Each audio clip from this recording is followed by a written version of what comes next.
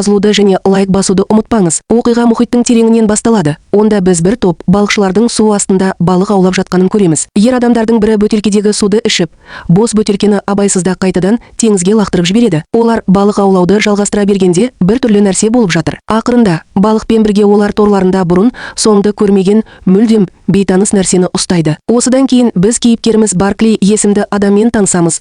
Ол мұнай компаниясында қатардағы қызметкер болып жұмыс істейді. Түннің бір уағында оның телефоны кенет шырылдай бастайды. Осы қоңыраудың кесірінен ол қызы Кирбиді оятып, оларға не істеу керектігін айтады. Дереу кету керек. Ол шұғыл телефон қоңырауын алғанын түсіндіріп, оны жолда анасына апаратынын айтады. Екеуі бірге тұрып, бірге кетеді. Олар қазірдің өзінде ішінде полиция қызметкері отырған көліктің қасына келеді. Оның есімі Ханна. Баркли Ханнадан қызын аман есен үйіне апаруын өтінеді. Осыдан кейін екеуі бірге кететінін айтады. Ханна бұл такси емес, полиция көлігі деп қатты жауап береді. Бірақ Баркли оны әйтеуір көндіреді де, ақыры үшеуі бірге кетіп қалады. Жолда Барклидің қызы Кирбиді анасымен бірге үйіне тастап кетеді. Осыдан кейін Баркли мен Ханна ұшаққа қарай бет алады. Олар үшін ұшақ билеттері алдын ала брондалған. Олар оқиға орнына жеткен бойда оларды генерал Остин қарсы алады. Ол оларға планшетті беріп, үлкен қауіп төніп тұрғанын хабарлайды. Сондықтан олар онымен бірге дереу жолға шығуы керек. Планшетте оларға Хома Акваманның адамдарға шабуыл жасағаны туралы бейне көрсетіледі. Алайда Баркли бейнені дұрыс көре алмайды. Өйткені ол планшеттің құлпын ашу үшін құпия сөзді білмейді. Содан кейін Баркли тіпті олардың нақты командасының бір бөлігі емес екені анықталды. Ол шын мәнінде Шотландияға баруы керек еді. Баркли оның орнына Роджер есімді адам келуі мүмкін екенін түсіндіруге тырысады. 2020 жылы құжаттарда біраз шатасулар болды. Бірақ ол өзінің Роджер емес екенін анық айтты. Бірақ қазір ол ұшаққа отырды. Сондықтан оны ешкім тыңдамайды. Таңертең олар Хома Аква ұсталып, қамауда отырған жерге жетеді. Оның денесіне біртүрлі құрылғылар бекітілген. Бұл Хома Акваны қолға түсірген адамдар теңізге 5 шақырымдай тереңдікте сүңгіп балық аулауға барғандарын түсіндірді. Кенеттен бұл тіршілік иесі олардың торларына түсіп қалды. Барлығы Хома Акваның өліп қалғанына сенеді. Бірақ ең қорқыныштысы, бұл тіршілік иелерінің қауіпті жау немесе әлеуетті одақтас екенін ешкім білмейді. Генерал Остин олардың барлығын өлтіретін теңіз шайтандары екенін ашық айтады. Оған інжу маржанның бір бөлігін көрсетіп, Хома Аква түрінің әрбір мүшесінің мойнына адамдар зергерлік бұйымдарды тағатындай інжу маржанды тағып жүргенін айтады. Бәлкім, осы інжу маржанның арқасында бұл теңіз шайтандары тірі қалуы мүмкін. Генерал Остиннің айтуынша, егер бұл жерде бір Хома Аква мекені болса, онда одан да көп болуы мүмкін және олармен байланыс орнатуға тырысу керек. Сондықтан команда өздерімен бірге алып келген барлық құрылғыларды алып, теңіз жағасына қарай бет алады. Бірақ Барклай артта қалды. Ол сол жерде тыныш тұрып, қайтыс болған Хома Акваға құрмет көрсетеді. Жақында барлығы жағаға жиналады. Барклай бұл құрылғылардың не үшін жасалғанын білмей, генералдан олар туралы сұрайды. Генерал Остин оған жай ғана қарап тұруға кеңес береді. Құрылғыдан бүкіл мұхитқа таралатын күшті толқын шығады. Генерал олардың сәлемдесу хабарын жібергенін және Хома Аква бұл сигналды түсінетінін түсіндіреді. Команда бұл жерде түнеуді жоспарлап отыр. Олардың арасында Баркли де бар. Бірақ қазірдің өзінде Баркли оны мұнда не үшін әкелгенін түсіне алмай отыр. Ол өзін Роджер емеспін деп ойлай береді. Абдырап, шаршап шалдығып, ақыры ұйықтап қалады. Кейінірек біз байланған ұсталған Хома Акваның ілулі тұрған жерін көреміз. Онда 2 күзетші орналастырылды. Бірақ кенеттен бұл жерді су басып, жерді қалың балшыққа айналдырды. Күзетшілердің бірі әйел балшыққа кептеліп қалды. Ер күзетші оны құтқарғысы келеді, бірақ өзін су астына сүйреп апарады. Тереңдіктен бірдеңе пайда болып, Хома Акваны босатып, оны өзімен бірге алып кетеді. Барлық жерде дабыл қағыла бастады. Дабылды естіген соң, бүкіл команда оянып, тез жиналып, орнына қарай жүгіреді. Генерал Остин олармен бірге. Олар келгенде Хома Акваның жоғалып кеткенін түсінеді. Бұл ғана емес, 2 күзетші де із-түссіз жоғалып кеткен. Олармен байланыс арқылы байланысуға әрекет жасалып жатыр, бірақ жауап жоқ. Содан кейін генерал Остин құлағын жерге тигізіп, портативті рацияның дыбысы жерден шығып жатқанын түсінеді. Олар аздап қазып жатқанда, әйелдің қолының жерден шығып жатқанын көреді. Осы кезде 2 күзетшінің де жер астына тартылғаны белгілі болды. Бәрі шошып кетті. Мұндай жағдай бұрын соңды болмаған. Оның үстіне Хома Акваман да жоғалып кетті. Баркли далаға шығып, генералға оның орнына Роджер осында болуы керек екенін тағы бір рет айтады. Ол мұнда қателесіп келгенін түсіндіреді. Өйткені Роджердің телефоны оның жанында болған. Ол өзінің кішкентай ғана көлік қызметкері екенін және бұл жерге жатпайтынын айтады. Бірақ генерал Остин қазір Баркли осында болғандықтан, ол қайтып орала алмайтынын нық айтады. Ол қалып, жұмыс істеу керек. Мұны естіген бейшара Баркли қатты күйзеліске түседі. Кенеттен біреудің дауысы теңізден тағы бір тірі тіршілік иесінің табылғанын хабарлайды. Барлығы осы жерге қарай жүгіреді. Аумақ қазірдің өзінде толық жарықтандырылған. Олар мұхиттан Хома Акваның пайда болғанын анықтады. Баркли шынымен қалай көмектесу керектігін білмейді. Сондықтан Ханна оған фотоаппаратын беріп, бәрін жазып алуды бұйырады. Баркли нұсқауларға сәйкес жаза бастайды. Аударма құрылғылары Хома Аква шығаратын дыбыстарды транскрипциялау үшін орнатылған. Генерал Остин Акваманға хабарласып, оның тілінде олар ешқандай соғысты қаламайтынын айтады. Олар тек бейбітшілікті қалайды. Ол Аква тұрғындары да бейбітшілікті қалайтынын сұрайды. Акваман иә деп жауап береді.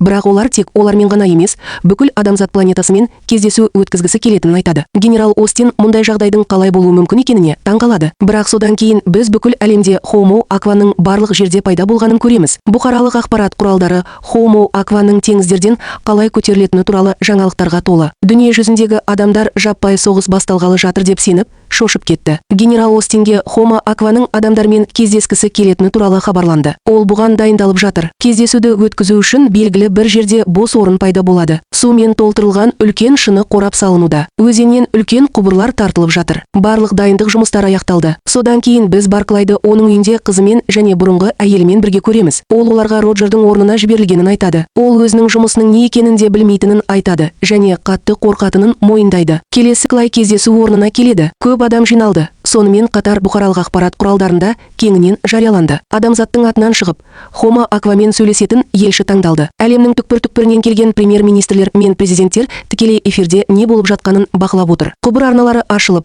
су ішке кіре бастады. Сумен бірге Хома Аква түрлерінің өкілдері де келе бастайды. Қазірдің өзінде 6 жетеуі бар. Олардың кейбіреулері адамдарға көбірек ұқсайды, басқалары балықтарға ұқсайды. Бірақ олардың арасында Хома Аква түрінің бір өкілі бар. Ол әйел. Ол мүлдем адамға ұқсайды және басқалардан ерекшеленеді. Ол адамдармен сөйлесуге келген адам. Ең таңғаларлығы, оған аударма құрылғысының қажеті жоқ. Ол ағылшын, орыс, испан және басқа да бірнеше тілдерде еркін сөйлейді. Адамдар Гималай тауларынан әкелінген кішкентай өсімдік Хома Акваға кішкентай сыйлық жасап жатыр. Бұған жауап ретінде Хома Акваға олар да сыйлық әкелгенін айтады. Олар 2 кішкентай жұмыртқа салып, бұл олардың өлген балалары, адамдар өлтіргенін түсіндіреді. Әйел Хома Аква адамдар оның балаларын қалдықтарымен өлтіргенін айтады. Мұнаймен қоршаған ортаның ластануын зерттеу оның балаларын өлтірді. Елші кешірім сұрап, бұл туралы ештеңе білмегендерін айтып, кешірім сұрайды. Бірақ әйел Хома Аква олар адамдарды танымайтынын және олармен сөйлескісі келмейтінін айтады. Содан кейін ол көпшіліктің арасында отырған ер адамды нұсқап,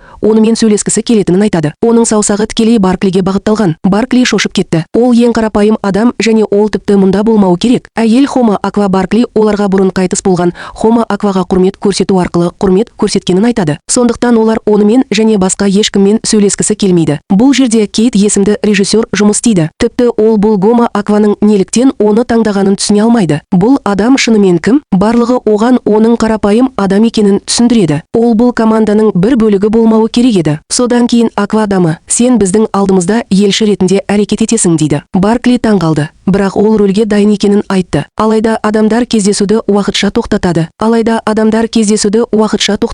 Барклиді шетке шығарып, күшейтілген күзетпен бұрышқа апарады. Директор Кейт тікелей Барклиге хабарласып, одан Хома Акваны қайдан білетінін сұрайды. Баркли шынымды айтсам, ол оларды қайдан білетінін білмейтінін айтады. Ол оларды бірінші рет көріп тұрғанын айтады. Осы белгісіздікке байланысты Барклиге қатысы бар кез келген адам.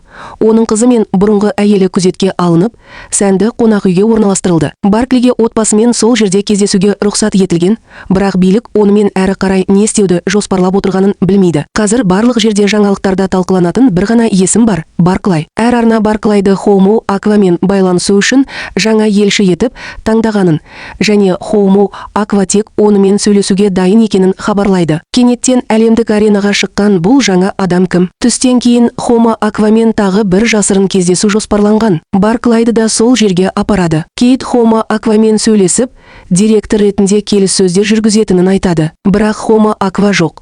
Олар тек елші ретінде таңдаған адаммен сөйлеседі деп нық жауап береді. Әйтпесе, ешқандай талқылау мүлде болмайды. Кейттің келісуден басқа амалы жоқ. Баркли алға шығып, Хома Акваға жүгінеді. Хома Аква әйелінің айтуынша, Олардың әдетте есімдері жоқ, бірақ ол оны тұз деп атай алады. Ол әрі қарай олар тек Барклимен өз елшісі ретінде сөйлесетінін және бұл шешімнің түпкілікті екенін айтады. Бұл мәселе бойынша ешқандай даулар мен келіссөздер болмайды. Кездесудің қалған бөлігі келесі күні таңертең өтеді. Содан кейін тұз кетеді. Барклиді көлікке дейін шығарып салады. Кейт қазірдің өзінде көліктің ішінде отыр. Баркли қорқып кеткен анық. Оның айтуынша, егер олар қаласа, ол қашып, жоғалып кетуі мүмкін. Ол ешкімге ештеңе айтпаймын деп уәде береді. Ол оларды өлтірмеуін өтінеді. Кейт оны ешкім ренжітпейтініне сабырмен сендіреді. Бірақ ол анық айтады.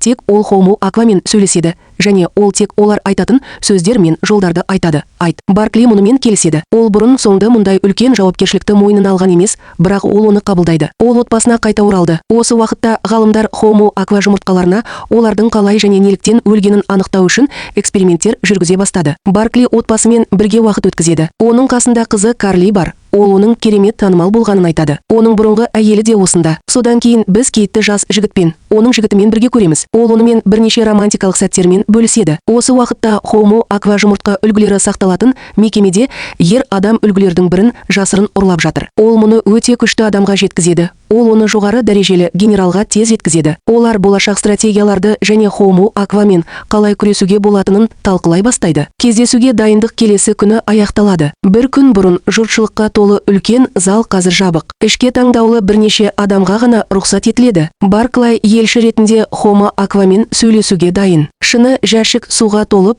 келіссөздерді бастау үшін Хоумо Аква келеді. Қазір ресми түрде елші болып табылатын Барклай қатты қобалжыды. Ол өмірінде мұндай әрекетке барған емес. Сол пайда болып, тікелей Барклиге жүгінеді. Оған тек әйнектің алдында көрсетілген жолдарды оқу бұйырылды. Біріншіден, Баркли Хоумо Аква тобындағы балалардың өлімі үшін кешірім сұрайды. Содан кейін сол туған сен әкесің бе деген сұрақ қояды. Баркли иә деп жауап береді. Жиналыс басталады. Бірақ оның ресми басталуына дейін Солт Барклиден оған бір стақан су әкелуін сұрайды. Стақанда бөтелкедегі су болуы керек. Ол бас тартып, өзеннен су талап етеді. Сарбаздар дереу өзенге жүгіріп барып, бөтелкені толтырып, суды қайтарады. Барклиге стақан беріледі. Ол оған абдырап қарап, Солттан онымен не істеу керектігін сұрайды. Ол оған мынаны ішуді бұйырады. Су лас, бұлыңғыр, ластанған және сансыз вирустарға толы екені анық. Барклай оны ішуге шамасы келмейді. Ол экранға қайта қарап, сценарий бойынша жазылған жолдарды қайта оқи бастайды. Солт оның сөзін бөліп, саясаткерлердің тілінде сөйлейтінін айтады. Сондықтан Баркли оқуды тоқтатады. Ол шын жүректен сөйлейді. Ол енді оның не айтқысы келетінін, түсінетінін айтады. Ол адамдардың суды бірге ластайтынын,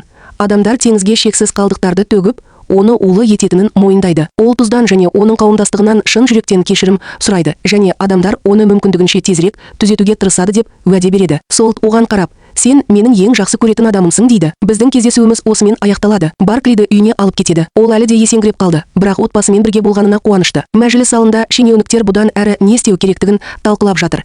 Өйткені егер Хоумо Аква кем дегенде бір рет көңілін қалдырса, адамзат апатты салдарға тап болуы мүмкін. Келесі күні тағы бір кездесу өтеді. Барклай оған елші ретінде қайта қатысады және Хоумо Аквамен сөйлеседі. Ол тұзға оның алаңдаушылығына байыпты қарағанын айтады. Әлемдік көшбасшылар бұл мәселені басымдық ретінде қарастырады. Суды тазарту үшін қолдан келгеннің бәрі жасалады. Дегенмен, ол бұл процестің бірнеше айға созылуы мүмкін екенін түсіндіреді. Тіпті жылдар болса да, адамдарға кем дегенде 10-12 жыл қажет болады. Тұз оны қабылдаудан бас тартады. Оның айтуынша, егер үкіметтер шынымен қаласа, мұхиттарды бірнеше күнде тазартуға болар еді. Бірақ адамдар саясатқа байланысты мұны істемейді және олар ұзақ күте алмайды. Ол ашуланып барлығына сыртқа қарауды бұйырады. Олар мұны істегенде дауылдың келе жатқанын көреді. Жаңбыр жауып, онымен бірге аспаннан қоқыс төгіле бастайды. Бұл адамдардың мұхитқа төгетін қалдықтары. Дүрбелең басталады. Көптеген адамдар өліп жатыр. Тоқтаудың орнына қоқыс жаңбыры күшейеді. Теңіздің өзі қоқыстарды қалаларға қайта лақтыра бастайды. Бұл ұсақ қоқыстар, үлкен металл заттар, шиналар, пластмасса, қағаз,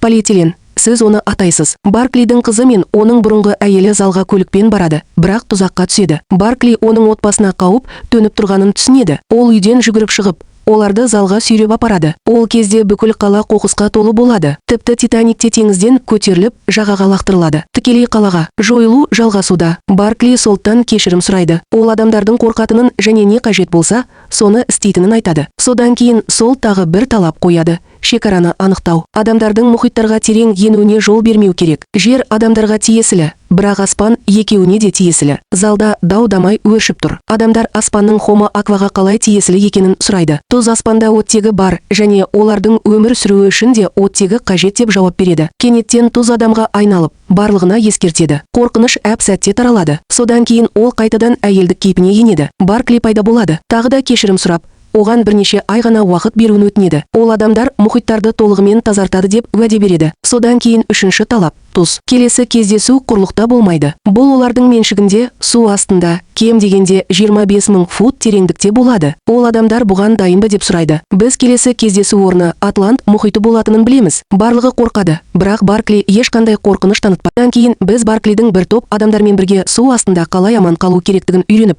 арнайы дайындықтан өтіп жатқанын көреміз. Ол тыныс алуды тоқтатумен айналысады. Өйткені ол басқа адамдармен бірге мұхиттың тереңіне түсіп, осы тіршілік иелерімен тікелей сөйлеспекші. Барклаймен бірге жолға шыққан адамдардың арасында Үндістаннан шыққан Рави есімді адам және миссияға қатысатын Тед есімді тағы бір адам бар. Барклайға мұндай ауқымды миссия бұрын соңды жасалмағаны анық айтылды. Бұл олардың мұндай алғашқы миссиясы болмақ. Біз сондай ақ осы операцияны басқаратын Кейт есімді әйелді көреміз. Барбара одан кетпеуін өтінген кезде Баркли үйде. Ол оған егер ол кем дегенде бір рет барса, ол ешқашан тірі оралмайтынын айтады. Оның қызы да сонда. Ол оған ашуланады. Ол бұл әзір емес дейді. Ол тірідей оралатын жерге барады. Бұл мүмкін емес дерлік. Ол ашуланып, ренжіп, қашып кетеді. Баркли Барбарамен сөйлесіп, одан қызын тыныштандыруын сұрайды. Ол шынымен қайтып ораламын, және оған ештеңе болмайды деп уәде береді. Барбара оны құшақтап жатыр. Осы кезде қызы қайтып келіп, әкесін де құшақтайды. Екеуімен қоштасқаннан кейін Баркли кетіп қалады. Ол кетіп қалады. Бұл миссияға барлығы 6 адам аттанады, және олардың барлығы тікұшақта болады. Тед су астында тіршілік ететін тіршілік иелеріне кішкентай сыйлық, ағаш глобус әкелгенін айтты. Ол бұл сыйлықты оларға беруді жоспарлап отырғанын айтты. Жақында тікұшақ жер бетінде бірнеше кемелері бар межелі жерге жетеді. Мұхиттан тікұшақ осы кемелердің біріне қонады. 6 адамның арасында елші Остин де бар. Осы 6 адамға сүңгуір қайыққа ұқсайтын, бірақ үлкен қазанға ұқсайтын арнайы кеме дайындалды. Осы құрылымның ішінде отырып, олар мұхиттың ең терең ойпатына түседі. Бәрі шошып кетті. Өйткені бұрын ешкім мұндай миссияны орындауға тырыспаған. Бұл адамзат тарихындағы осындай бірінші миссия сияқты сезіледі. Алтауы да кемеге кіреді, және ол судың кіруіне жол бермеу үшін сыртынан мықтап жабылады. Кейт бұйрық береді. Ал кішкентай сүңгуір қайық мұхитқа батып кетеді. Кеме өте берік кабельмен бекітілген, және кемедегі экипаж оны баяу түсіре бастайды. Бұл түсу кем дегенде 7 минутта алады, және біз сүңгуір қайықтың шамамен 5-6 миль тереңдікке түсетінін білеміз. Тед анда-санда үрейлене бастайды. Оның айтуынша, сүңгуір қайық ағып, су ішке кіріп кетуі мүмкін. Баркли бұл су емес, олардың терлері екенін түсіндіріп, оны тыныштандырады. Ол Тедке ұзақ, терең тыныс алуды айтады. Тед бірте-бірте тынышталады. Рави де кейде қатты қобалжиды. Бұл қорқынышты түсінуге болады. Өйткені әлі бірде бір адам соншалықты тереңге бармаған. Оның үстіне сүңгуір қайық қатты, үрейлі дыбыстар шығарады. Бұл олардың қорқынышын күшейтеді. Осы уақытта біз Кейттің Лондонға кездесуге келгенін көреміз. Ол қазірдің өзінде талқылаулар жүріп жатқанын байқайды. Ол біздің сөзімізді бөліп, бұл кездесуді тез арада тоқтату керектігін айтады. Себебі оларда төтенше жағдай бар. 6 адам мұхит түбінің тереңіне түсіп жатыр, және бұл талқылаудың басым тақырыбы болуы керек. Бірақ Гарри есімді адам бәрін кейінірек талқылай алатынын айтып, алдымен ағымдағы кездесуді аяқтауды талап етеді. Кейт қатты қарсылық білдіреді, және оның табандылығының арқасында оған үстел басында орын беріледі. ақш қарулы күштерінің офицері қарудың барлық түрлерін дайындап қойғанын түсіндіре бастады. Олардың кейбіреулері Хомо акваны шатастыруы мүмкін, ал басқалары оларға су астында шабуыл жасауы мүмкін. Кейт сөзін бөліп, қарудың не үшін қажет екенін сұрайды. Ол олардың 6 адамы ұрысқа емес, сөйлесуге келгенін еске салады. Соғыс басталатын жағдай болмауы керек. Содан кейін Ұлыбритания армиясының қызметкері Ханна өз сөзін айтады. Оның айтуынша, Хомо аква жай ғана уақытты тартып жатқан болуы мүмкін. Олар жаппай соғысқа дайындалып жатыр. Сондықтан олар дайын болуы керек. Кейт мұны естігенде шошып кетеді. Дастархан басындағылардың бәрі тек соғыс туралы айтады. Ешкім ықтимал шешімдерді талқыламайды. Ол мұнда оны ешкім тыңдамайтынын түсінеді. Сондықтан ол жиналысқа Кит есімді ер адамның қатысып жатқанын көрсетіп, оның бірінші кезекте мұнда не үшін келгенін сұрайды. Ол үкіметке жатпайды. Ол жай ғана мұнай өндірумен айналысады. Кит өзінің мұнай компаниясын осылай айтқан үшін ғана жаба алмайтынын айтады. Біз мұхит түбіне батып бара жатқан 6 адамға қайта ораламыз. Олар әлі де сүңгуір қайықтың ішінде. Барклайды қоспағанда, бәрі олардың өлетініне және бұл олардың соңғы саяхаты екеніне сенеді. Олар соңғы мүмкіндік болса, қайда баратындарын айта бастайды. Біреуі ағасына барар едім дейді. Екіншісі күйеуіне барар едім дейді. Баркли мұндай әңгімеге шыдай алмайды. Ол олардың тірідей оралатынына сенеді. Ол Хоумо Акваға сенеді және олардың тек сөйлесетінін біледі. Кейт жігіті Кристофермен басқа жерде отырады. Ол уайымдамасын деп оны тыныштандыруға тырысады. Кейт миссияның сәтті өтуі үшін қолдан келгеннің бәрін жасап жатқанын айтады.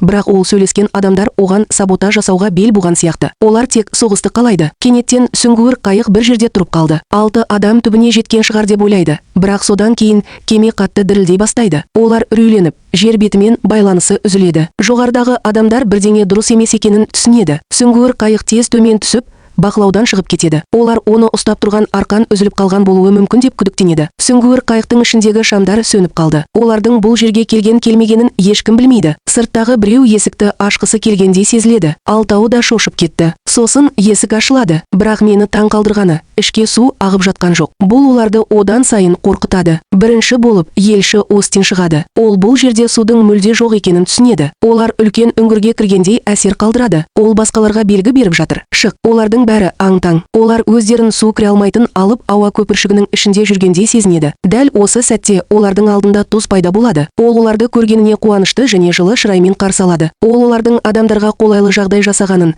және қаласа дулғаларын шеше алатынын түсіндіреді. Мұны ешкім жасағысы келмейді. Сондықтан Солт Барклиге жақындап, оған сенетінін айтады. Солай емес пе? Ол оның өлуіне жол бермеймін деп уәде беріп, дулғасын өзі шешіп алады. Баркли ашық ауада оңай демалады. Мұны көрген қалғандары да дулғаларын шешіп алады. Алайда Тед бас тартады. Ол дулғасын шешуге тым қорқады. Содан кейін Солт оларды алға жетелейді және бір кездері адамдар Хоумо Аква кездесулер өткізу үшін уақытша өмір сүре алатын су үстінде орта жасағанын түсіндіреді. Өз кезегінде Хоумо Аква бұл кеңістікті адамдардың тыныс алуы және мұнда жайлы өмір сүру үшін жасады. Жоғарғы қабатта Кейт мазасыздана бастайды. Оның айтуынша, олар командамен байланысын үзген. Ол не істерін білмейді. Кристофер оған үзіліс жасап, үйіне қайтуды ұсынады, бірақ ол бас тартады. Ол осы 6 адамды осындай қиын жағдайда қалдыра алмайды. Ол жағдайды бақылау үшін артта қалады. Төменгі қабатта 6 адам айналасында жүзіп жүрген сансыз дельфиндерді көреді. Солт адамдарды көргеніне өте қуанышты екенін және қорқатын ештеңесі жоқ екенін айтады. Содан кейін Солт Барклиді бір жаққа алып кетеді. Баркли қалған бесеуінің енді олармен бірге емес екенін байқайды. Тұз оны алаңдататын ештеңе жоқ деп сендіреді. Олардың екеуі ғана осында. Ол онымен оңаша сөйлеседі. Баркли неге оны таңдағанын сұрайды. Солт өзін танымайтынын, бірақ оның жаны таза екенін айтады. Сондықтан ол оны таңдады. Ол оның жүрегінің дауысын еститінін айтады. Ол оған қолын тигізіп, оның күшті екенін айтады. Баркли оған қол тигізе алатынын сұрайды. Ол бұған рұқсат береді. Олар бір-біріне жақындаған сайын, қалғандары пайда болғанға дейін бір сәт дерлік жақын болады. Топ алға жылжуды жалғастыруда. Тұз оларды көптеген Хоумо Аквамен толтырылған жерге апарады. Ол оларға бұл жерде біз тұратынымызды айтады. Бұл біздің үй. Осы кезде Тед алға шығып, оларға сыйлық әкелгенін айтады. Сол сәтте біз Кейттің Кристофермен бірге үйге келе жатқанын көреміз. Мазасызданып, үрейленіп, агенттікке қайта-қайта қоңырау шалып, мұхит түбінен қандай да бір хабар келді ме деп қайта-қайта сұрайды. Бірақ әлі де сигналда жауап та жоқ. Тек үнсіздік. Кейт терезенің жанында тұрып, қараңғылыққа қарап тұр. Кенеттен оның денесіне өткір лазер сәулесі түсіп кетті. Ол әрекет ете алмай тұрып, Кристофер оны бар күшімен итеріп жіберіп, өмірін сақтап қалды. Біреу оларды атып тастайды. Оқ Кейтке тиіп кете жаздады, бірақ оның орнына Кристоферге тиді. Ол орнында құлап, бірден өледі. Біреудің Кейтті өлтірмек болғаны қорқынышты түрде анық болады. Сонымен бірге, терең су астында болған кезде, Тед Солиге сыйлық ретінде әкелген қолғабын береді. Бірақ Баркли шындықты бірден түсінеді. Ол бұл сыйлық емес, бомба екенін түсінеді. Еш ойланбастан, Баркли оны тұздың қолынан қағып жіберді. Бұл оның құлап кетуіне себеп болды. Үлкен жарылыс болды. Жарылыс толқыны оларды қоршап тұрған су көпіршігін жарып жіберді. Қорғаныс тосқауылы жарылып, теңіз суы қатты ағып жатыр. Хаос басталады. Осы маңызды сәтте Солт Барклиді ұстап алып, оны қатты қысып, ерніне қысып, оны жоғары жер бетіне тартып, өмірін сақтап қалды. Ол оның өлуіне жол бермейді. Бірақ су астында қалған 5 адамның жолы болмады. 5-еуі де су басқан тереңдікте қаза тапты. Біз жер бетіне оралғанда Кейтке шабуыл жалғасуда. Оның орнына бұршақ жауды. Шарасыздықтан полицияға қоңырау шалып, біреу Индинаның үйін атып жатыр және оған жедел көмек керек деп айқайлады. Полиция бөлімшелері тез келеді және олар Кейтті құтқару арқылы аумақты қауіпсіздендіре алады. Бірақ ол серіктесінен айырылды. Кристофер жоғалып кетті. Сахна артында жасырын жұмыс істеген агенттіктің бірнеше қызметкері жан түршігерлік хабар алады. Мұхит түбінде үлкен жарылыс болды. Миссияның барлық 6 мүшесі қаза тапты деп есептеледі. Бөлмеде қайғы қасірет төгіліп жатыр. Бір шындық өте айқын болады. Тед ол жерде ешқашан келіссөздер жүргізген емес. Ол жерге жанжал тудыру, өлтіру, соғыс тудыру үшін барған. Бұл саясаттың ұсқынсыз шындығы. Әрқашан проблемаларды шешкеннен гөрі от жағуды жөн көретін адамдар болады. Кейтті атқан мергенді полиция залалсыздандырды. Кейт сонымен қатар су астындағы жарылыс және барлық 6 адамның өлімі туралы хабардар болды. Бұл жаңалық барлық медиа арналарда тез таралуда. Барклидің отбасы трансляцияны көріп отыр. Барклидің өлгеніне сенген Барбара мен оның қызы көздеріне жас алды. Сонымен бірге таң қалдыратын видео желіде тарап жатыр. Онда экранда солт пайда болып, олар 6 адамды өлтіріп, балаларына тамақтандырды деп мәлімдейді. Бұл жалған бейне екені анық, бірақ көрермендер бұған сенеді. Ашу жай ғана масштабтан шығып кетті. Адамзат қорқыныш пен өтіріктен туындаған Хомо Акваға қарсы көтеріліске шықты. Бұл арада шындық мүлде басқаша. Тұз бетіне қалқып шығып, әйтеуір Барклайды тірідей қайтарады. Тікұшақ Барклиді алып кетуге келеді. Бірақ тұз Хомо Аква тұтқынға түседі. Баркли бәрін бірден түсіндіреді. Ол Тедтің сыйлығы шын мәнінде бомба болғанын, Тед жарылысқа себеп болғанын және тұз оның өмірін сақтап қалғанын айтады. Ол бұл шындықты Кейтке де айтады. Баркли вирустық бейне туралы да біледі. Ол тұз ешқашан мұндай нәрсені жасай алмайтынын нық айтады. Ол оны құтқарды. Ол бұл алдаудың артында әлдеқайда үлкен ұйым тұрғанына сенімді. Кейінірек Кейт оны атқан адамның есімі Николс екенін біледі. Қайғы мен кінәға толы. Ол жай ғана жақсылық жасауға тырысқанда, неге бәрі оны нысанаға алып жатыр деп сұрайды. Ақыры шындық шығады. Тед және Кейтке шабуыл жасаған өлтіруші екеуі де ірі мұнай компаниясының ықпалды инвесторы Кейтпен байланысы бар бір топқа жатады. Кейт Хомо Акваның мұхит түбінде болғанын қаламайды. Ол олардың жойылғанын қалайды және бұл миссияның мәңгілікке жерленгенін қалайды. Кейттің туған жері Ұлыбритания және Ұлыбритания билігі Хомо Акваны басып алып, оларды қару ретінде пайдаланғысы келеді. Бірақ тағдыр кері соққы береді. Кейт үйде жалғыз қалғанда белгісіз біреу кіріп, оны атып өлтірді. Оның үйінің қасбетінде аса сөздері жазылған, яғни өлтіруші аса ұйымына жатады. Тұзды тікұшақпен тасымалдап, жүк көлігіне қамап қояды. Бұл процесте Баркли бар және оның өмірін сақтап қалғаннан кейін тұздың неліктен түрмеде отырғанын түсіне алмайды. Ол өзінің досы болып шыққан жүк көлігінің жүргізушісімен сөйлесіп жатыр. Жүргізуші кеше Барклидің көшеде свободно, еркін жүргенін, ал бүгін ол елші екенін ашы түрде байқады. Баркли жүк көлігінің қайда бара жатқанын сұрайды. Жүргізуші нақты білмейтінін айтады. Бірақ ішіндегі тіршілік иесіне эксперименттер жүргізіліп, ашылып, сынақтан өтеді деген қауесет бар. Баркли бұған жол бермейді. Елші ретіндегі өкілеттігін жариялай отырып,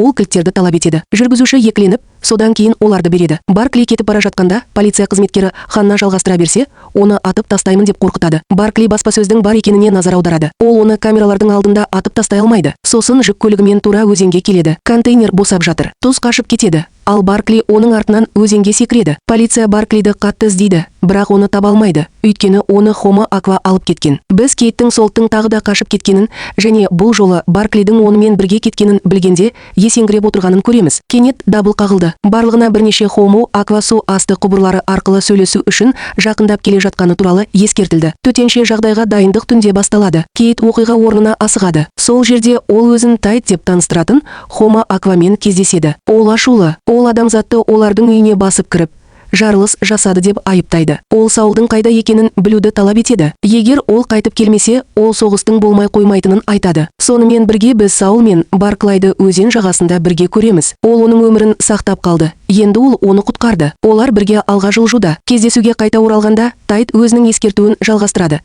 Тіпті адамзат өркениетін жер бетінен жою туралы айтады. Бөлмеде үрей билеп жатыр. Жоғары лауазымды шенеуніктер Сольды тапсыру керек деп шешеді. Бірақ алдымен оны табу керек. Саул мен Баркли қараусыз қалған зауытта жасырынып жүр. Олар тыныш сөйлеседі. Баркли оны неге сүйгенін сұрайды. Саул оны сүймегенін айтады. Ол оған оттегін берді. Ол желбезектері арқылы тыныс алады. Адамдарда желбезек жоқ. Егер Барклидің желбезектері болса, ол онымен бірге өмір сүре алар еді. Содан кейін олар қайтадан сүйіседі. Бұл жолы шынымен олардың байланысы одан сайын күшейе түседі. Баркли олардың елден кетіп, Кейтпен байланысуы керек екенін айтады.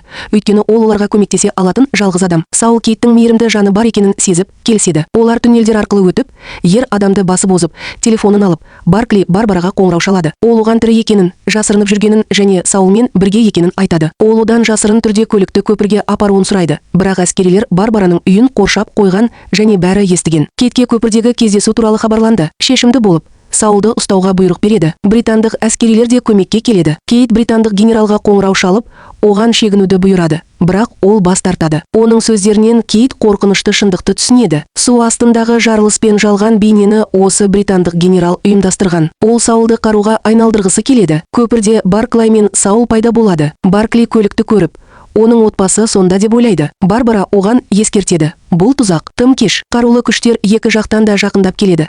Бір жағынан ақш әскері, екінші жағынан Ұлыбритания әскері. Олар Барклиді Сеулден бөліп жатыр. Баркли Сеулды қашып, өзенге секіруге шақырады. Сарбаздар қаруларын көтеріп жатыр. Олар оқ атқалы жатқанда Саул айқайлайды. Бұл дыбыс үлкен діріл тудырады. Соққы толқыны жиналғандардың барлығының құлақ қалқанын жарып жібереді. Қару жерге түседі. Осы сәтті пайдаланып, Саул суға сүңгіп, жер астында жоғалып, өз өмірін сақтап қалады. Содан кейін біз жағаға жақын жерде кенеттен судан хомо аква түрлерінің көптеген өкілдерінің пайда болғанын көреміз. Олардың арасында хомо аква түрлерінің бірі қолында теңіз қабығына ұқсайтын нәрсені ұстап, оған үрлей бастайды. Бұл дыбыс шыққан сәтте оны жақын маңдағы қаладағы әрбір ит естиді. Дыбысқа қызығып, барлық иттер үре бастайды және теңіз жағасына қарай жүгіреді.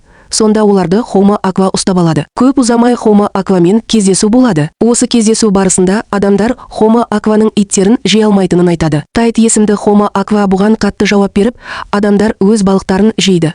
Сондықтан неге олар адам иттерін жемейді? Балықтар, оның айтуынша, олардың отбасы. Осылайша гомо аква мен адамдар арасында қызу тартыс басталады. Кейт мұның бәріне қатысады. Ол хомо акваның қандай да бір ойын ойнап жатқанын, олар ауқымды нәрсені жоспарлап жатқанын түсіне бастады. Тағы бір нәрсе. Сонымен бірге ол қайтыс болған жігіті Кристофердің аяндарын көре бастайды. Кристофер болып табылады оған барлық жерде. Осыған байланысты Кейт психиатрына барып, оған бәрін айтып береді. Ол енді не істерін білмейтінін, Кристофер қайда барса да, тіпті өз үйінде де көрінетінін айтады. Ол оны шақырып жатқандай сезінеді. Соған қарамастан, ол өзінің бөлімшесіне назар аударып, жобасын аяқтағысы келетінін айтып, психиатрдан көмек сұрайды. Оған дәрі жазып беріңіз. Бірақ психиатр бас тартады. Кейтке оның енді бөлімшеде жұмыс істеуге жарамсыз екенін, өйткені оның психикасы тұрақсыз болып қалғанын және демалыс алу керектігін айтты. Кейт үзілді кесілді бас тартады. Ол психиатрға өзінің заңсыз қарым-қатынасы туралы білетінін айтып, оны әшкерелеймін деп қорқытады. Қысыммен психиатр Кейттің денсаулығы жақсы деген қорытындыға қол қояды. Кейт дереу өз бөліміне оралады. Халыққа теңізден аулақ болуды ескертті. Ал Барклай бассейнде жаттығуын жалғастыруда. Дәрігерлер оны үнемі тексеріп отырады.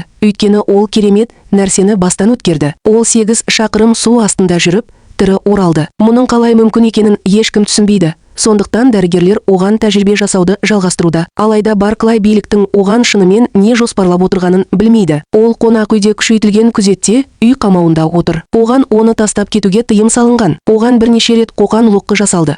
Сондықтан оның күзеті өте күшейтілді. Оған әкелінген әрбір тағамды уланбағанына көз жеткізу үшін Барклайдың өзі тексереді. Оны тексергеннен кейін ғана ол тамақтана бастайды. Барклай суда ғана өзін жайлы сезінеді. Сондықтан ол уақытының көп бөлігін ваннада өткізеді. Кейт оның бөлімшесінде жұмыс істей отырып, Кейт қайтыс болғаннан кейін жұмыстан шығару деген сөздің пайда болғанын біледі. Әсер етушілер бұл туралы талқылады, бірақ оның шын мәнінде нені білдіретінін ешкім білмейтін сияқты. Содан кейін Бело есімді адам таң қалдыратын ақпаратпен пайда болады. Ол Антарктида мен Арктикадағы мұздың тез еріп жатқанын түсіндіреді. Үлкен мұздықтар теңізге құлап жатыр және бұл хомо акваның кесірінен болып жатыр. Бір мұздық толығымен еріп үлгерді. Біз бұл оқиғаның бейнежазбасын көрсетіп жатырмыз. Егер мұздың бәрі еріп кетсе, теңіз деңгейі 100 метрге көтеріліп, айналаны су басады. Кейт бұл соғыста адамдардың жеңе алмайтынын бірден түсінеді. Хомо аква суды басқарады, ал адамдар басқара алмайды. Біз хомо аквамен келіссөздерді бастадық. Олар мұздықтардың неліктен еріп жатқанын сұрадық. Хомо аква олар 5 жыл бұрын ғана оянғанын, тіпті сол кезде де адамдар мұздықтарды өздері ерітіп қойғанын байсалды түрде айтады. Адамдар мұны өздері татуды өтінгенде, хомо аква олар мүмкін емес деп жауап береді. Содан кейін Барклайды толық күзетпен қызы мен бұрынғы әйелі Барбара тұрған кафеге апарады. Оны көрген қызы көзіне жас алады. Барклай Барбарамен сөйлесіп, хомо акваға ғашық болғанын мойындайды. Аты Саул. Ол онымен терең байланысты сезінеді. Күн сайын түнде бәрі ұйықтап қалғаннан кейін, ол қонақ үй бөлмесінен қашып, камераларын өшіріп, жасырын түрде шығып, теңіз жағасына шығып, суға, теңізге сүңгіп, Саулдың атын естіп, оған келу үшін айқайлайды. Бірақ ол ешқашан келмейді. Бұл оны ақыры бұзып, іске қосыла бастады. Ол сөйлеп тұрғанда жылады. Барбара мен оның қызы оны жұбатуға тырысады. Барклайға белгісіз, оның күзетшісі бәрін естіп, бұл туралы Гома Акваны жойғысы келетін екі генералға хабарлайды. Олар жиналып, енді жұмыстан босату төлемін пайдалану керек деп шешті. Кейт премьер-министр Гарриге барып,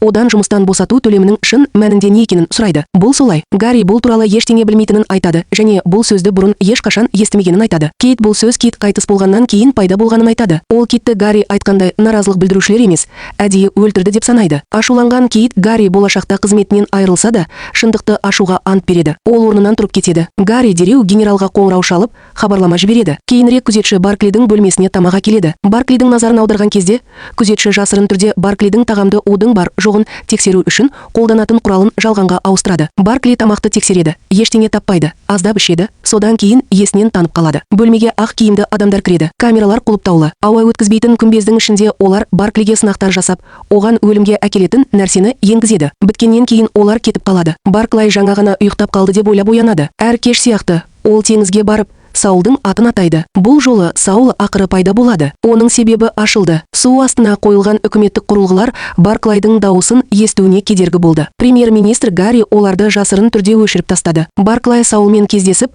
оны сүйіп, оның қайда екенін сұрайды. Саул оның оңтүстік порталда болғанын түсіндіреді. Соғыс адамдарға да, Гома Акваға да қауіп төндіреді. Оның халқының мұздықтары еріп жатыр. Ол Барклайды дереу кетуге, сенетін адамымен байланысуға және келісім деп аталатын хабарлама жіберуге шақырады. Егер ол кешігіп қалса, ол тым кеш болады. Барклай Китке жүгіріп барып, оған бәрін айтады. Ол Саулдың оған келісім белгісін жіберуін айтқанын түсіндіреді. Кейт мұның нені білдіретінін білмейді, бірақ бұл қандай да бір құрал болуы мүмкін деп болжайды. Дегенмен, олар құрылғылар орнатылған мұхитта аккорд сигналын ойнап жатыр. Сигнал теңіздер арқылы таралады. Қатты толқындар тынышталады, бірақ жауап келмейді. Олар күтіп отыр. Сағаттар өтіп жатыр. Ештеңе болып жатқан жоқ. Содан кейін жан түршігерлік көріністер ашылады. Испания жағалауында Гома Акваның өлі денесі шегеленген. Жақында мәйіттер барлық жерде пайда болады. Дүние жүзіндегі жағалау сызықтарында оларды ағыс өзендерге апарады. Тіпті Лондонда олардың саны мыңдаған емес, миллиондаған. Гома Аква түрлерінің 90% жойылып кеткен сияқты. Теледидар бұл қорқынышты жаңалықтардан басқа ештеңе таратпайды. Барклай Саулдың өлгеніне сеніп, шошып кетті. Зертханада зерттеушілер шындықты білетін болады. Бұл қатыгез кісі өлтіру болды. Бұл вирус. Гома Аква бір-бірімен байланысты болғандықтан, вирус тез таралып, олардың желбезектерін бітеп, тұншығуды тудырды. Кейт бұл алшақтық Гома Акваны жоюға арналған вирус екенін түсінеді. Генералдар Барклайды уландырғаны белгілі болды.